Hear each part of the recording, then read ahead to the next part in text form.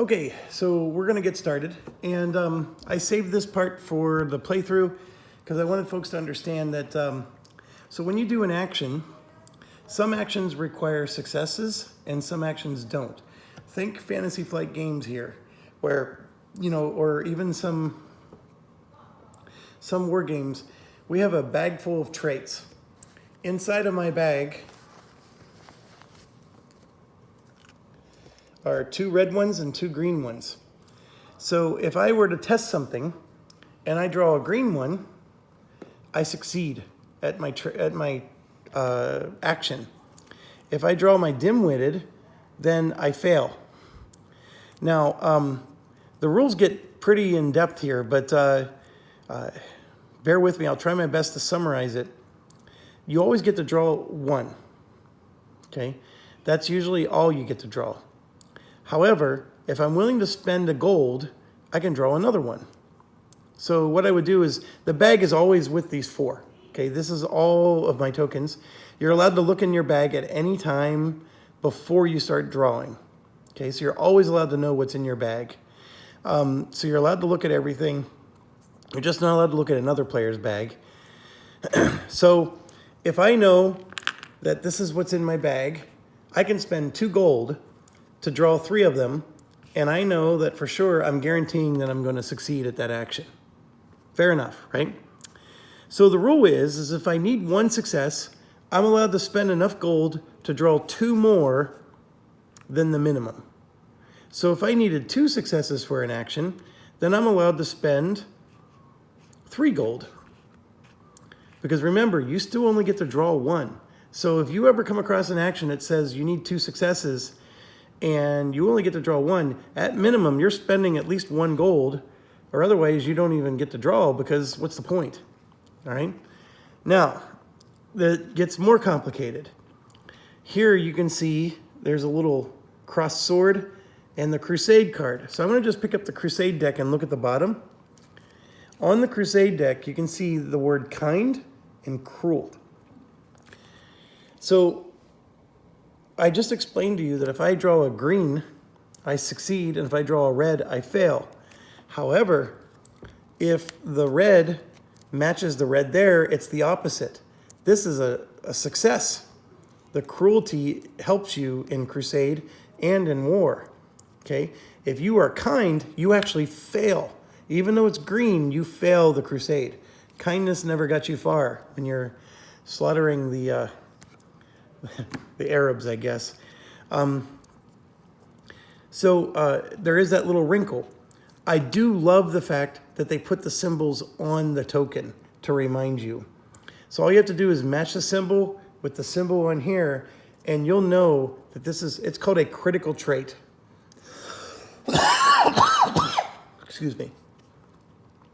This red is a fail in every other situation, but these 2 situations, if you're doing actions on either of those 2 cards, it is a critical trait that is basically a success. It does the opposite. And so if you see a critical trait symbol on a green, that's not good, because that means that green could fail you. If you draw the symbol, it's going to be a fail, because you're too kind or you're too wimpy or whatever. But these 2 greens with no symbols, they're a success no matter what your actions are. Okay? So if you understand that, you're going to understand the majority of this game. Now, more wrinkles. So let's say I need 2 successes, right? So I'm going to pay 1 gold to guarantee that I'm going to draw 2, but I know I have 2 red ones in here. And so I know the only way I'm going to succeed is I'm going to spend 3 gold, right? I'm going to make it so I'm going to guarantee my success, because I'm going to draw my entire bag. And I can spend 3 gold. Why? Because the minimum needed is 2. So I'm always allowed to go 2 more than the minimum. If I only needed 1 success, I would only be able to pay 2 gold and draw 3. Okay? But because it's a minimum of 2 successes, I'm allowed to pay 3 gold and draw 4. All right, I just explained all that. Now, here's the wrinkle. Another player may spend 2 gold to remove one of yours. So they basically canceled.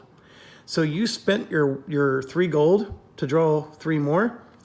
they can spend 4 gold to remove 2, and all of you lose the money. You don't get your money back. They don't get their money back. And the players are allowed to collaborate together to come up with the 2 gold. So they can really screw you over. Now, what they can't do is they can't remove this one, because you're guaranteed by the game to always be able to draw the minimum necessary to succeed. So if you pay 1 gold to get to your 2 minimum, then they can't mess with you. But if you have the 3rd and the 4th, this is 2 more gold you had to spend, they would have to spend 2 plus 2 is 4 gold to cancel you out. So it's a very expensive thing for them to do. I'm not going to tell you that gold is impossible to get in this game, but in the beginning game, it's really hard to do that. But maybe later, somebody might be money bags. But here's the deal. The AI never does this. So if you pay extra to draw extra, no one's going to interfere with you. So if you're playing a solitaire game, the AI does nothing to interfere with you. So that is something to bear in mind, that when you're playing a multiplayer game, the humans, they can mess with you. Okay, jumping in. How do you win this game? You get 1 point for every knight you have on the board. And remember, the knight is the territories you control. They are not armies. However, the AI, they are armies, because that's the way the AI rules, special rules are. Now, there are also 1 point for each of these 4 achievements. The builder is have 3 castles in your realm. The inventor is to have 6 cards up here. The Crusader is to have the first person to have 2 shields down there. And then the King of Jerusalem is whoever made it to Jerusalem and ended the game. Okay? All right, so first thing we do is we look at this, and we're going to draw action cards in our player order. Any bonus cards first, then 8 action cards to form your hand for the era. Okay? So it starts with me and it goes around. I don't think it matters the player order, because these are all shuffled anyways. But you have to draw a minimum of 1 Crusade card. I'm not going to draw 2 at the moment, but I will do this. And then I'm going to draw my 2 tax cards, because it's nice to get money. Okay, so that's 3. And then I'm going to draw at least 2 war cards, so that's 4, 5. I'm just going to draw 3 of them, so that's 6. And then I'm going to draw 1 intrigue card for 7 and 1 realm card for 8. Okay, so there's my 8 cards. All right, now what does the AI do? So we're going to go in order. I know it's a little weird, but after I take my turn, it's going to be these 3 guys and then this one. Okay, so Ferox, it tells you right here, he's going to draw 1 realm, 3 intrigue, 3 war, 0 tax, and 1 crusade. And they have unlimited money, so that's why they draw 0 tax. They cheat. Okay, so 1, 2, 3, 3 intrigue, and 1 realm. So after you draw, you then shuffle their actions. So you shuffle their actions, and I mean, we're quite literally just going to draw from the deck at the top, and that's the action they do. So you might be wondering, well, how do we know what they do and where they do it? It gives you guidelines here for each of the action types, what you do. So if you're marrying, you do this. If you're doing a realm, an intrigue, or a war, and of course tax and crusade aren't in there because those are very straightforward. All right, so this was the green player, Italy, and I'm just going to put the cards over by their area. So now we're going to move to France. France is going to draw 1 crusade, 3 war, and you're noticing that war is a big item, and that is true. Even for us, it is a big deal. 2 intrigue, and 2 realm. Now, if this is your first game, this is going to be very confusing for you, because you're going to have no clue what ones to draw. And the best way I can tell you is obviously watch the playthrough, but these actions here will be your guide. Anything with the crossed swords are, of course, the war cards. Then these are the intrigue actions, and then these are the develop actions. And you can see, you know, what each of them could do for your kingdom. If you want to conquer someone, you have to first have a casus belli against them, which requires an intrigue card. So you have to like manufacture a casus belli. Next, you have to mobilize your armies, which requires a war card. And then after that, you have to invade, which requires another war card. So 3 actions just to take 1 territory. Now, obviously, once you have the casus belli, if you're continuing to take territory from a particular player, you don't need to get a casus belli again. Obviously, once you're mobilized, you don't need to mobilize again. So there's some things like that, that once you get those things in place, it's a lot easier to get your war machine going. But yeah, it's definitely... so now we're moving on to Germany. They're doing 1 crusade, 3 war, 2 intrigue, and 2 realm.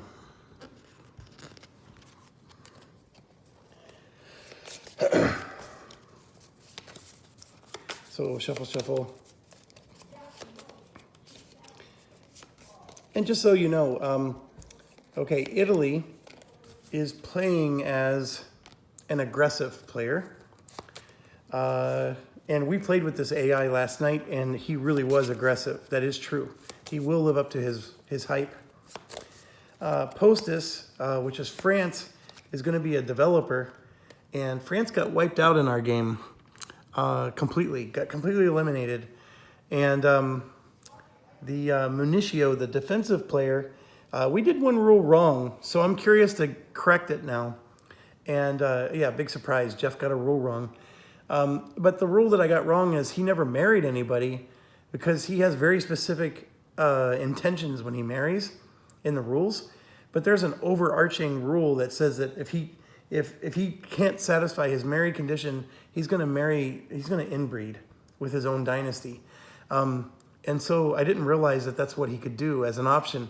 So we're going to see if that changes the way he plays, because the lack of marriage really hurt him. Okay, I got to change the page here.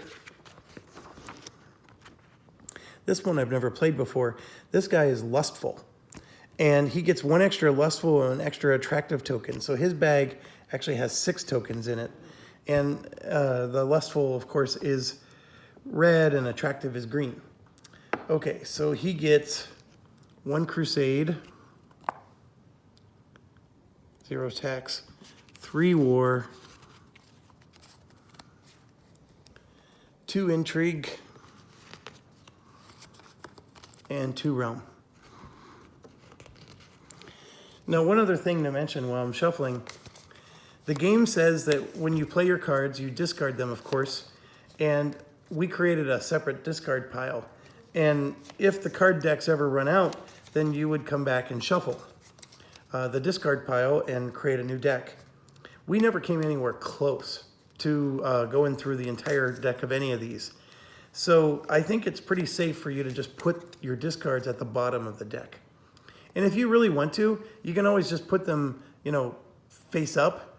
And, you know, obviously if they're face up at the bottom of the deck, then that's your trigger on when you need to shuffle.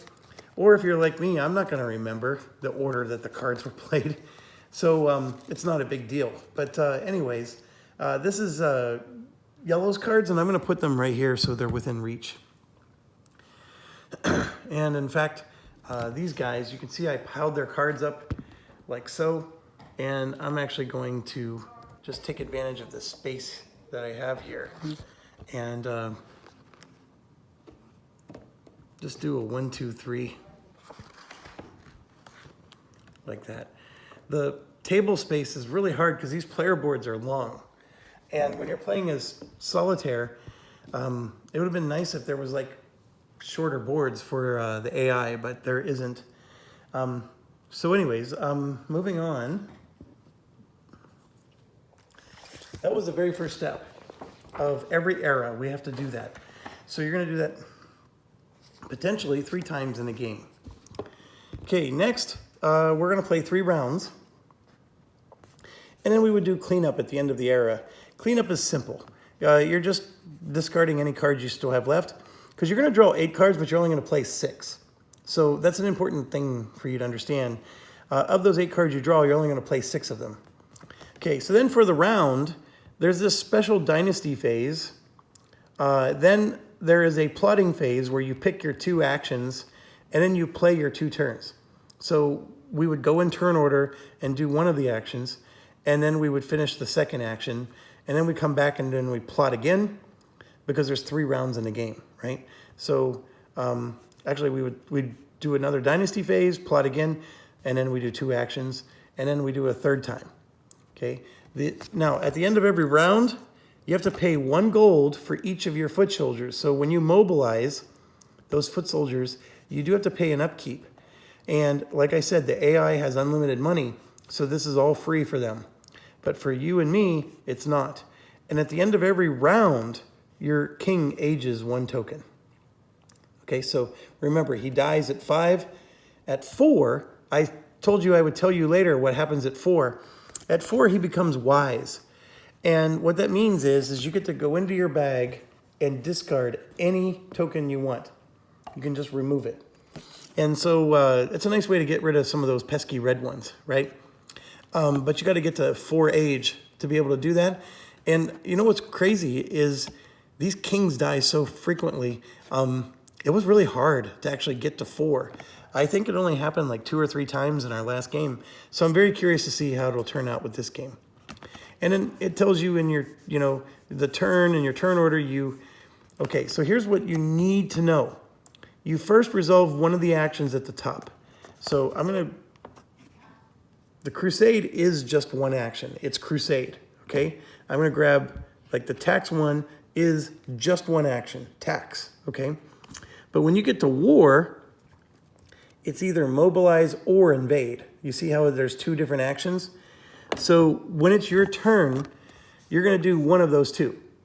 But let's just look at the bottom Crusade card again.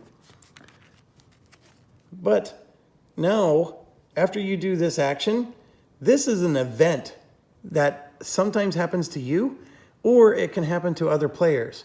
And this is this War of Mine mechanic that I was talking about, where the game gets really random. And so this, when you crusade, it always rewards you. Like it actually, the game wants you to crusade. You get good things when you crusade. But if you go to war, or if you tax, here, let's look at my cards, right? Because I drew every card in the game, right? So let's look at ours.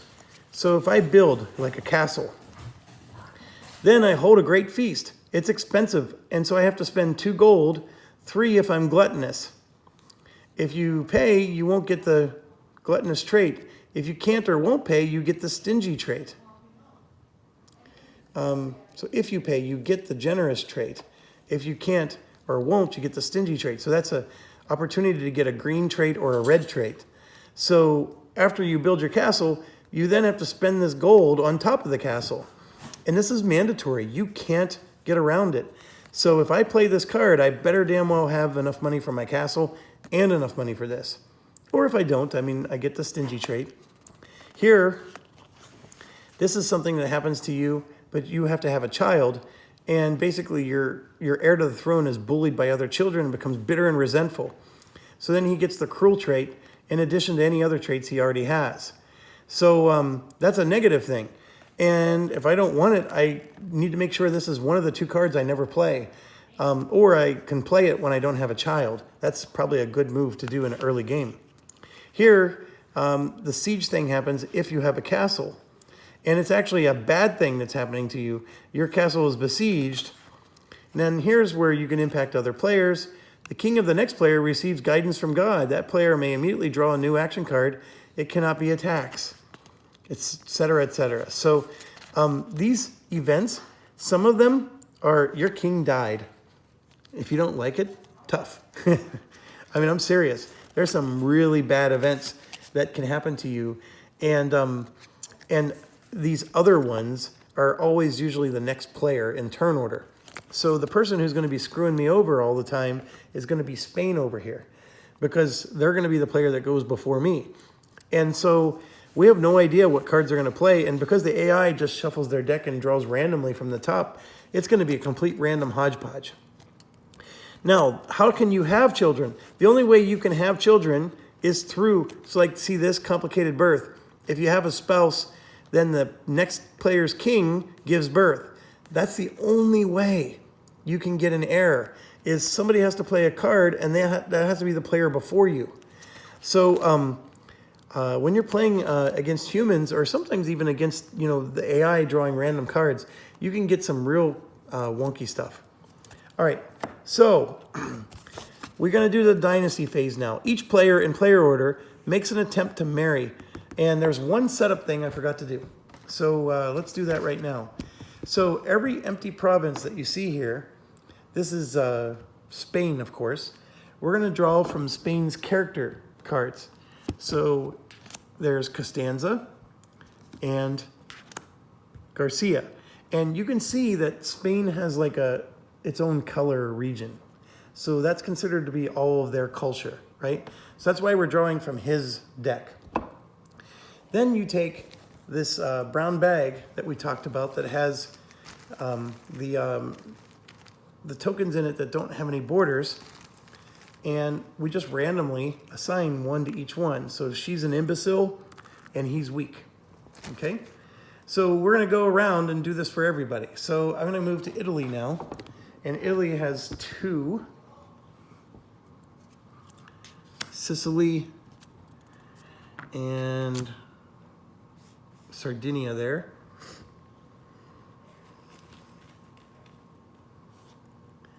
And we have deceitful and ambitious.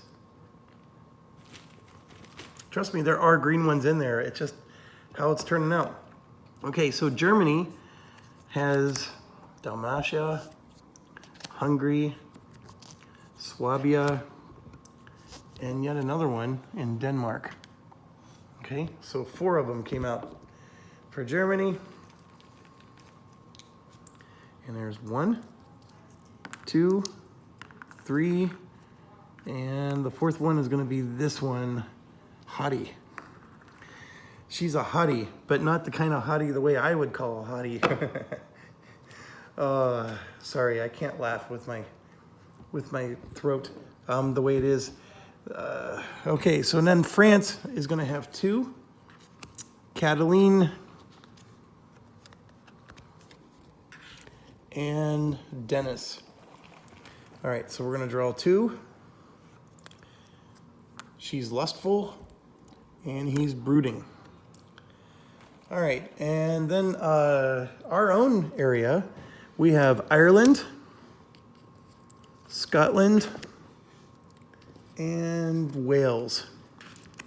So then we're going to draw 3 more. So we have humble, honest. Oh my gosh, we got 3 green ones. Okay, so now we can do the Dynasty phase. So what I get to do is I get to marry someone. And I can marry one person in my dynasty. Right now, it's just my king. That's it, right? So that's who I'm going to marry. I'm going to find a spouse for my king. Now, there's 3 options. The first one is I can marry a sibling or a child in somebody else's dynasty, which it's not an option for us because nobody has any, right? But if he had a daughter, I can marry his daughter. Now, the AI have specific rules that they may reject it or they may accept it, but I have to pay them money. Because that's the other thing too, it's a negotiation. If I marry another human player's daughter, they get the right to say no. And if they do say yes, they could say, you need to pay me $2, right? So you can negotiate.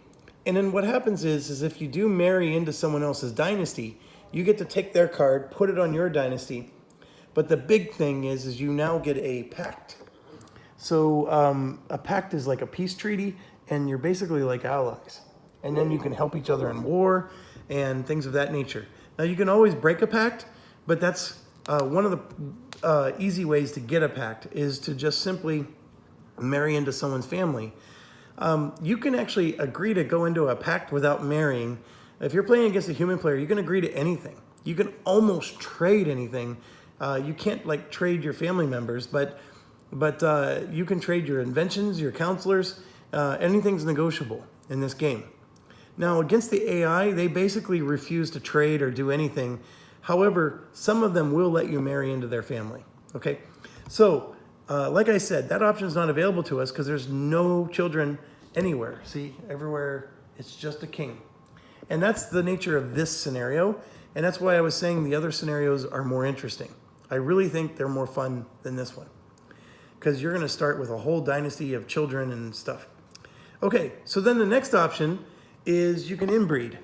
And what that is you just grab one of these and you draw until you find a woman. There is no homosexuality allowed, so you have to find the opposite sex. The Pope doesn't allow it otherwise, but once you find the opposite sex, then you can marry that, and then what you're doing is you're just going to grab a random trait out of this bag, and it's going to go into your bag, because the spouse's traits go into your bag, okay? So it's risky, but it's a guaranteed way to at least get a spouse. The other way is you can be in control, and you can marry somebody on the board. That's the last way, and that's the way we're going to go. And if you marry somebody on the board, you take the trait, and it goes into your bag. And if you marry somebody with a red trait, it's an automatic success. You don't have to draw to see if you succeed. If you're marrying somebody with a green trait, then you actually have to do a draw to see if you succeed at the marriage. So that's something you got to bear in mind.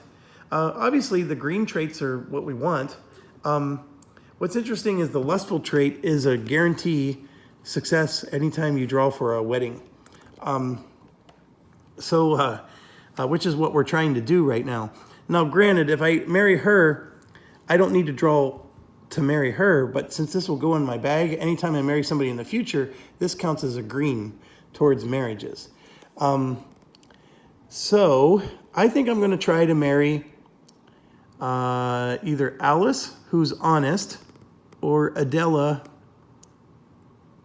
See, here's what I'm talking about. The honest here, you can see that symbol there for intrigue, that little male with the dagger.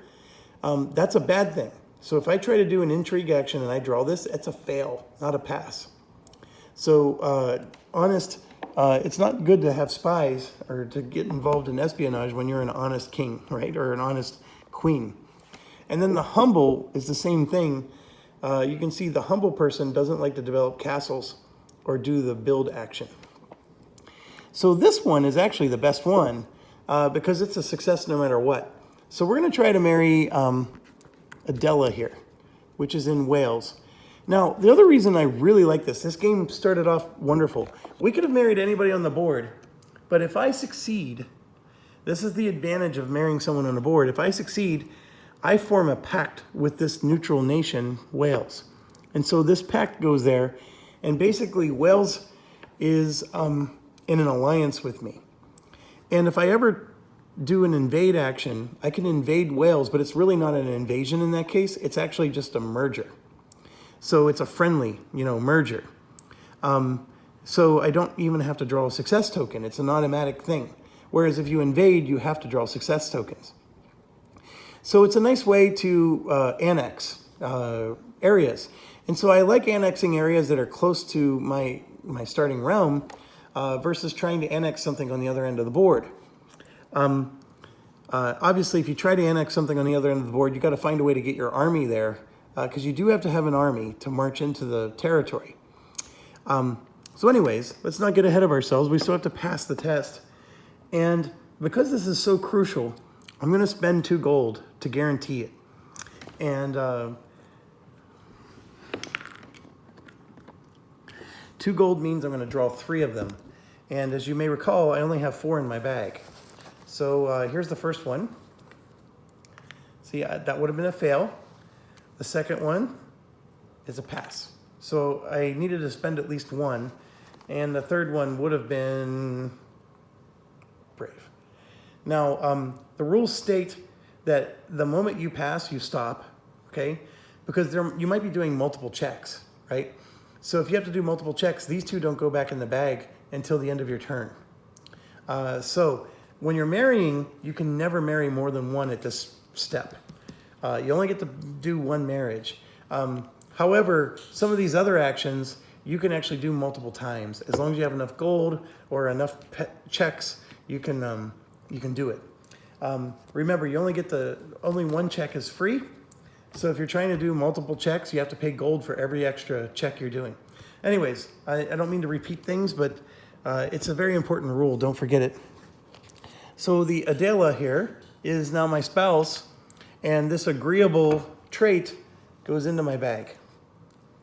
Okay, so now we're going to move around, and we're going to go Italy, then France, then Germany, and then lastly Spain. And you're going to see me, I'm doing this now because I'm putting the camera down and I may not move it around so much. But what we have to do is we have to pull up the AI.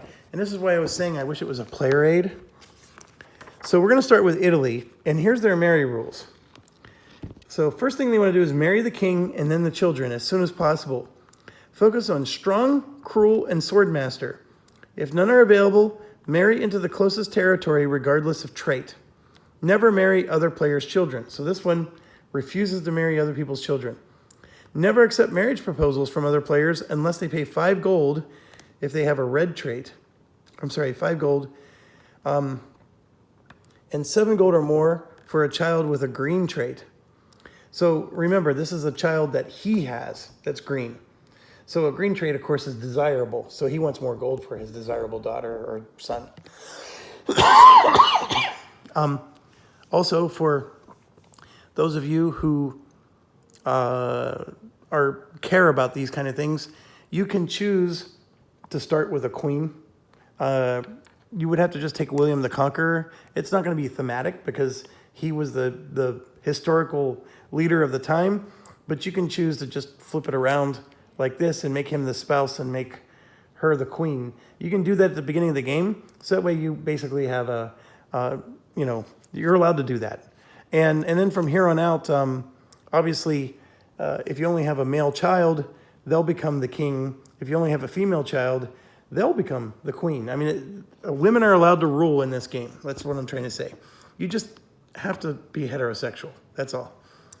Okay, so he wants to marry strong, cruel, and swordmaster.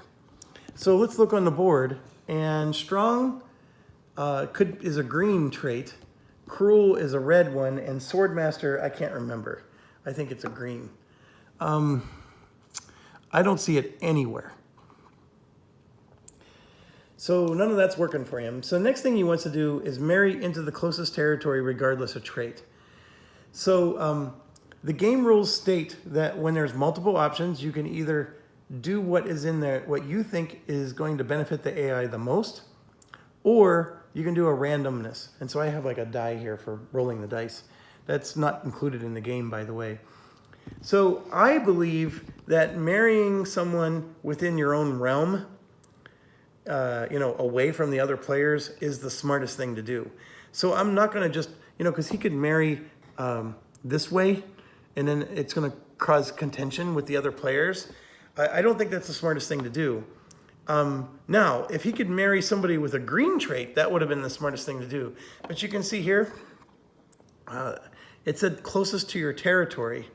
Oh, however, see these dotted lines? Players without navy are allowed to use dotted lines. So this is actually considered next to their territory.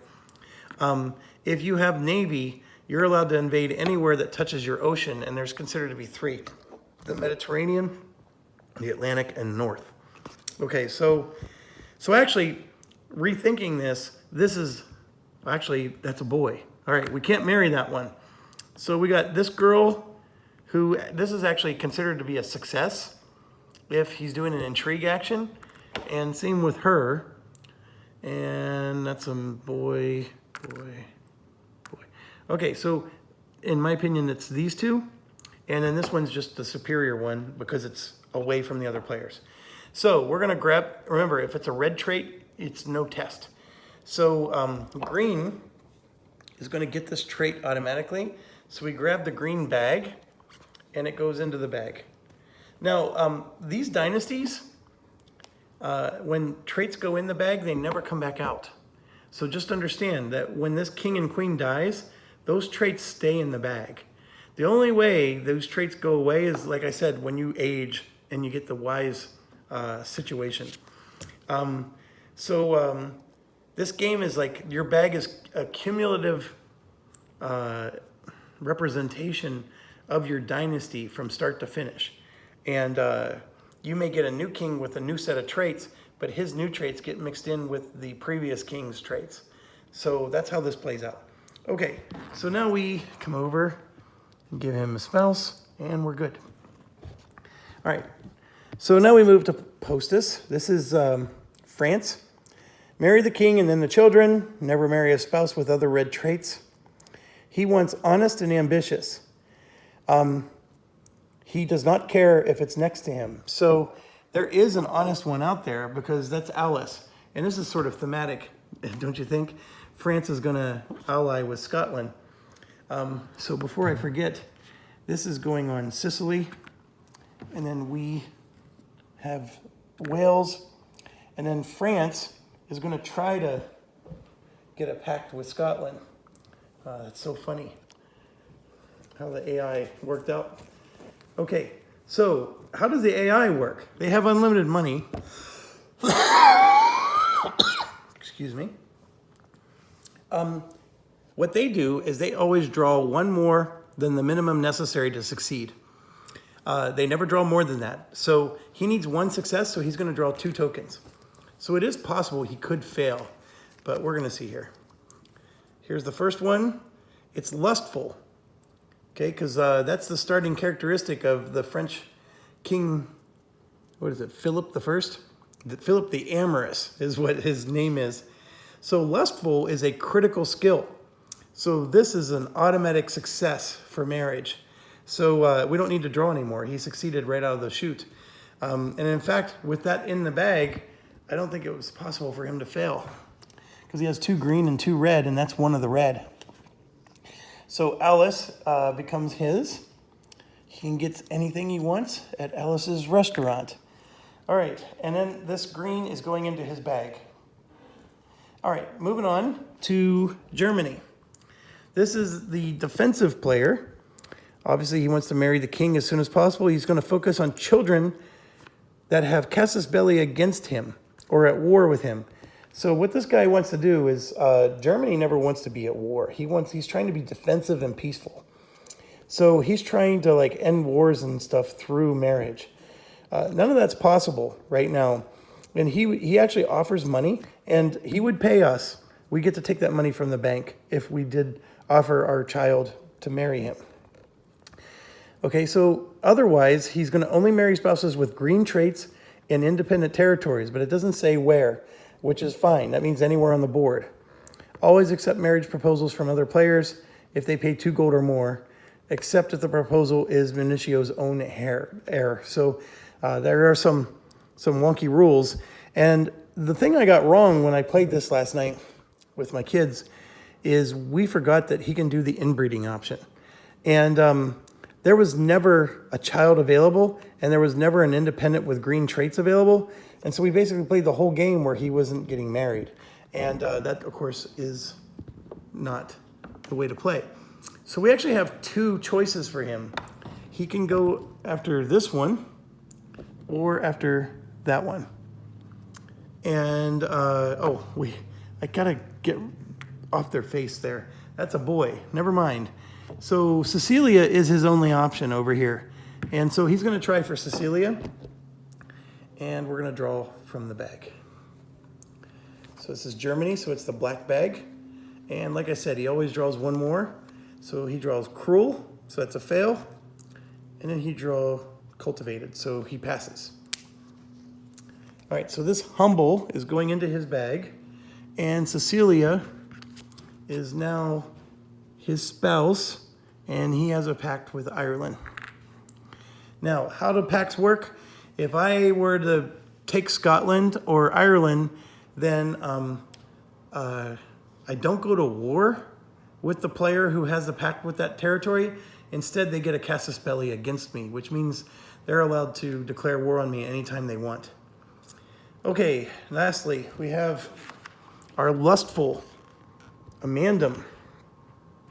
So he's going to marry the king, then the children, marry only green traits, and then lustful, deceitful, in that order.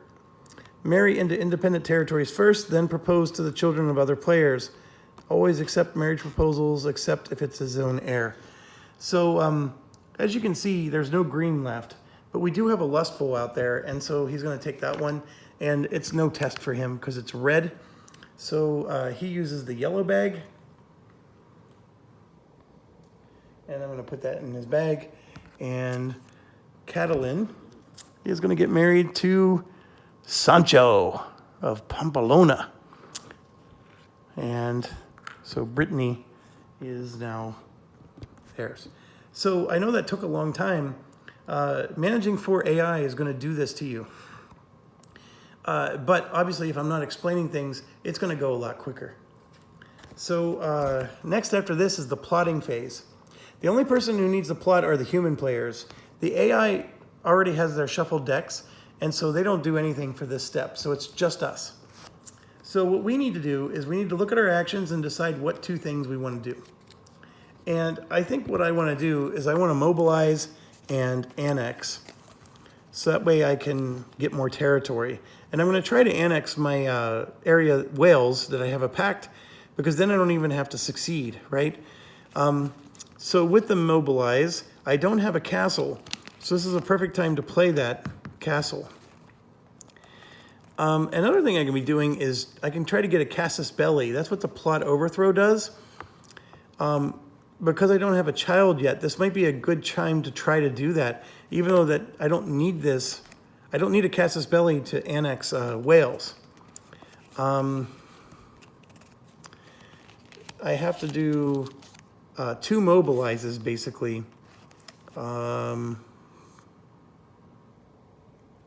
This one doesn't even hurt me because the AI is always mobilized. So the fact that they get to mobilize a territory for free doesn't even do anything for them. So I'm going to go ahead and do this. So what you do is you pick your 2 cards and you put them face down, and it's a secret choose thing that's going on. And so now we're ready to start the game. Well, we've already started the game, but now we play our 2 turns, okay? So we're first, so we're going to draw our top card, and it's Mobilize Invade.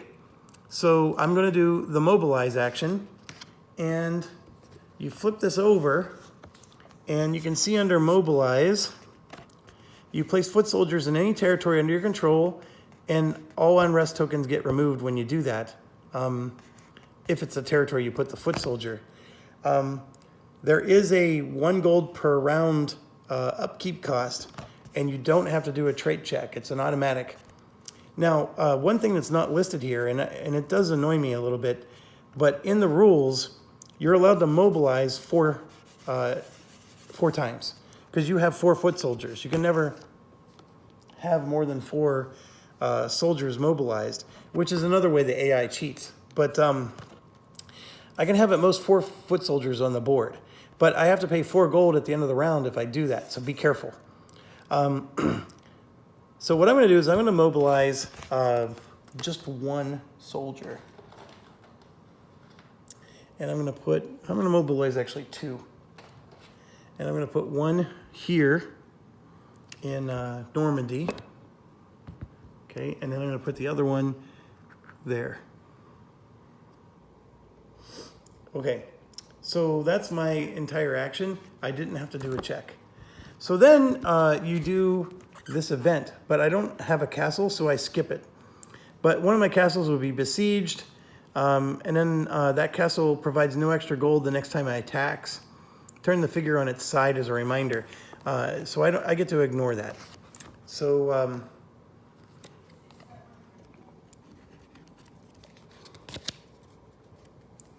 so I'm done with my turn. So now we're going to move to Italy. And remember I have the cards over here. So this is Italy and France and Germany. So Italy just draws the top card. And you can see that they're going to do a mobilize invade. So what does that mean? What happens? That's where we look at the AI. So a mobilize invade is a war section. So realm is like the build develop, intrigue is the spying, and then this is the mobilize invade. So the first thing he wants to do is he wants to invade a territory under the control of an opposing player where 2 or more successes are needed. Every territory requires 1 success to take unless it's mobilized. So by me having this foot soldier here, that now requires 2 successes, okay? The castle here makes it 3, because remember the AI is mobilized all the time. So basically the green player, Italy, wants to attack other AI players more than us, because the AI player always is a minimum of 2 successes to succeed. So, and since he's already mobilized, the thing he's missing is he doesn't have a casus belli, okay? So he can't attack France, even though he wants to, right? He can't because he doesn't have a casus belli against France. So we got to look at number 2. Invade a territory of an opposing player where only 1 success is needed. And he can't do that either. So this is where the rules get a little wonky, because you could argue, okay, let's just say he can't do the action and then he basically forfeits his turn. Or, and it's specifically in the rule book, it says this, always act in the best interest of the AI. So the AI can't attack another player, but the AI can annex.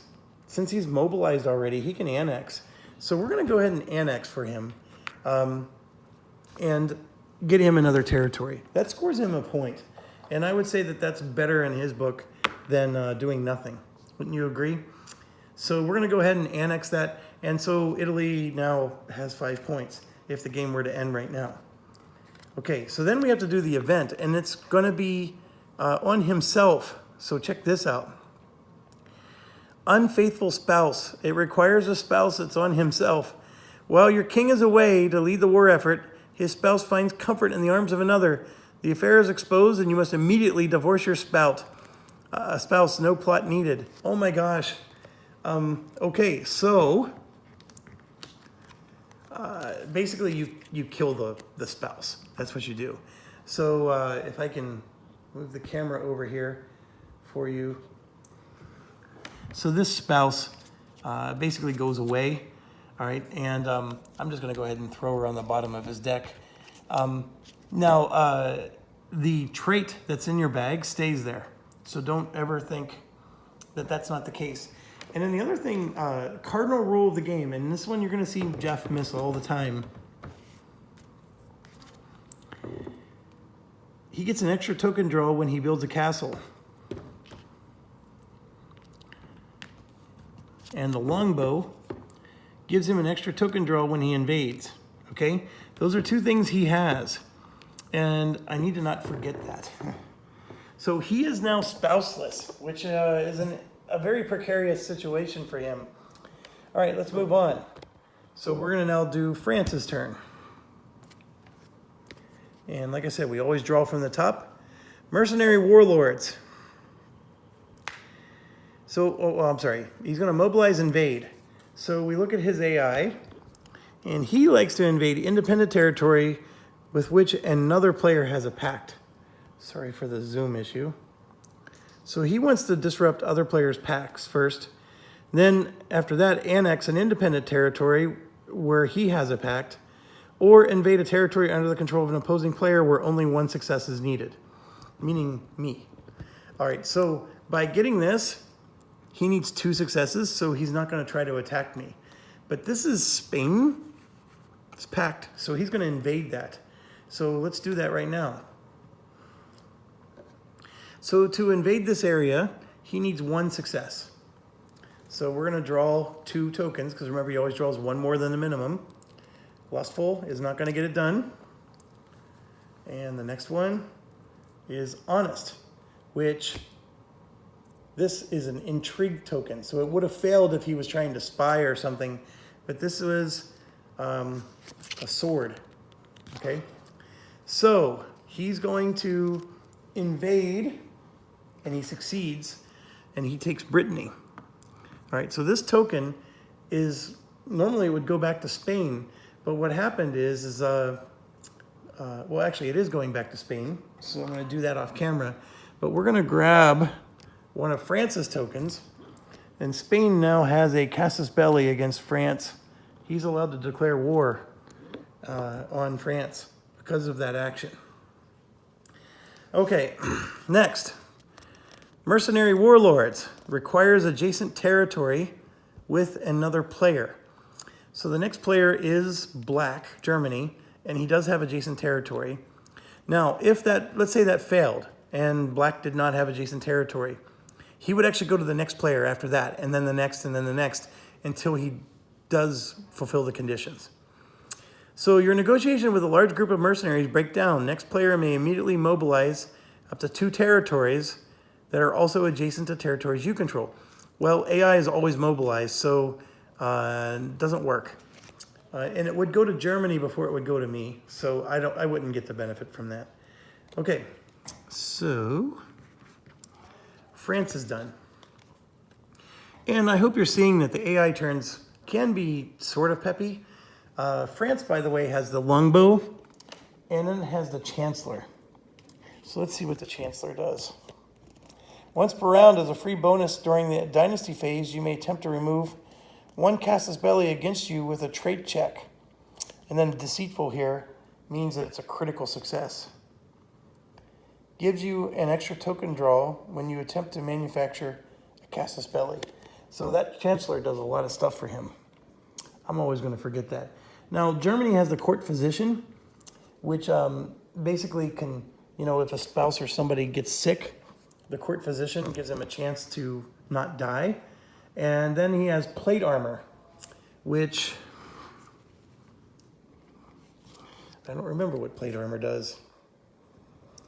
Requires the enemy to draw an additional success when trying to invade a mobilized territory, under your control. So they need to succeed even more times. So Germany is very difficult to take territory from. All right, it is Germany's turn. He's also going to mobilize and invade. So let's look at what he does. He invades an independent territory with which another player has a pact. He invades a territory under the control of the opposing player that controls the fewest territories. So he's picking on the weak. So there's no independent territory that's next to him to invade. Well, he can invade these independent territories here. He's allowed to invade these, but they don't have a pact with anybody, and that's his top priority. Next, he's going to try to invade a territory under the control of the opposing player that controls the fewest territories. Well, that would be me or Spain, and he's not next to either of us there. So this is one of those situations where he would do nothing. And I believe that, I hope you agree with me, that that's a silly thing to do. So we're going to go ahead and invade Denmark up there. It's a nice out-of-the-way place, and it gets him a point. So he's going to draw 2, and he succeeds. Clever. All right, so what happens when you invade territories that don't have a pact? It's really the same as anything else. This character card just goes away, so it's a German one, so we would just put it back in the German discard pile or underneath the deck. And then this token just goes back in the brown random bag. So, and then Germany takes another spot. And so this is where the AI gives you rules for what the AI is supposed to do, but you have to basically executive order them. And I think that if the AI is going to do absolutely nothing because its rules don't apply, then you need to decide what it can do before you do the nothing. And it's only fair. Okay, so Germany now has this unruly princes. So he needs to have a pact. I'm looking around. How did he get his spouse? He does have a pact. See, with Ireland. He has a pact with Ireland. An independent territory with which you have a pact suddenly breaks the pact.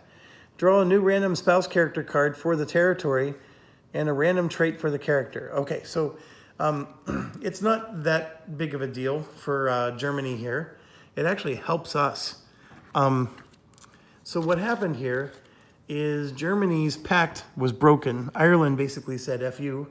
And so that goes away. And then from my deck, I'm going to draw, because that's my region, I'm going to draw one of my characters, and it's Geoffrey here. And he's going to go there. And then we just draw a random trait out of the bag. And he is an erudite.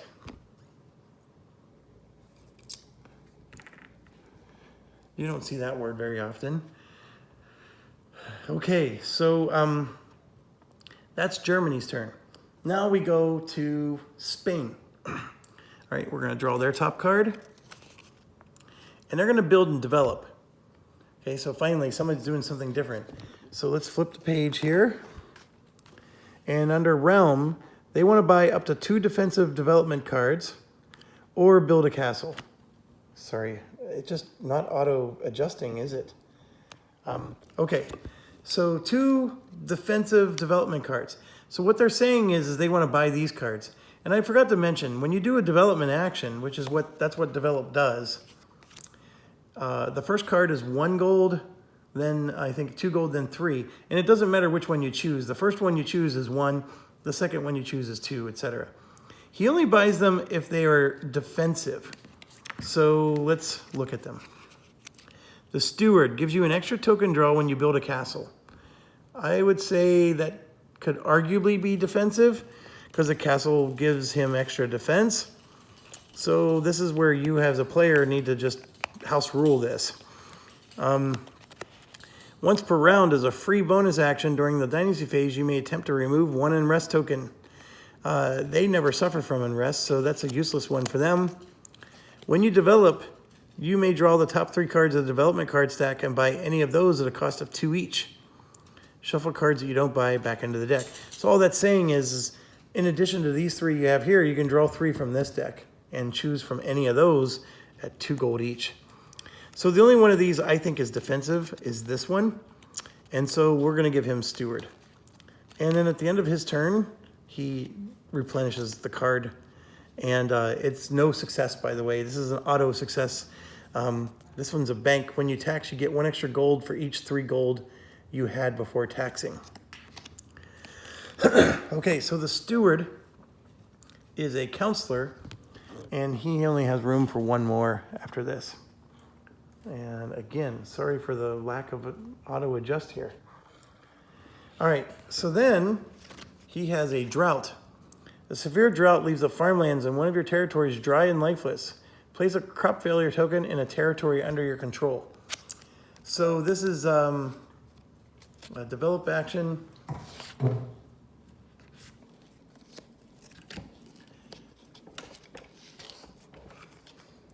So this is a crop failure token here.